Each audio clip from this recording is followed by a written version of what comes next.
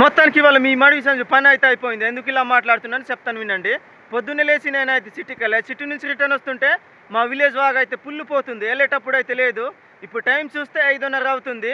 ఈ వాగ్ని దాటి వెళ్తే కానీ మా ఇంటికి వెళ్తా, లేకపోతే ఈ అడవిలోనే నేను ఉండాలి. నాకు ఆ దేవుడే ఇవాళ నాకు తోడుగా ఉండాలి.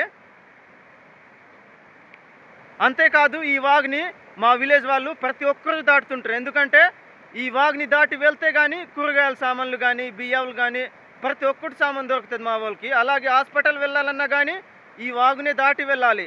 అలాగే ప్రెగ్నెంట్ లేడీస్ ఉంటే మాత్రం చాలా ఇబ్బంది. ఈ వాగు ఇలా ఉన్నప్పుడు అలా ప్రెగ్నెంట్ లేడీస్ని తీసుకెళ్ళాలంటే చాలా ఇబ్బంది.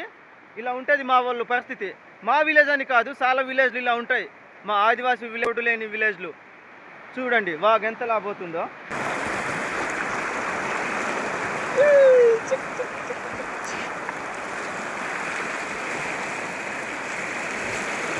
మొత్తానికి ఒక టవల్ అయితే కట్టుకొని వాగు అయితే చాలా కష్టపడి దాటేసా.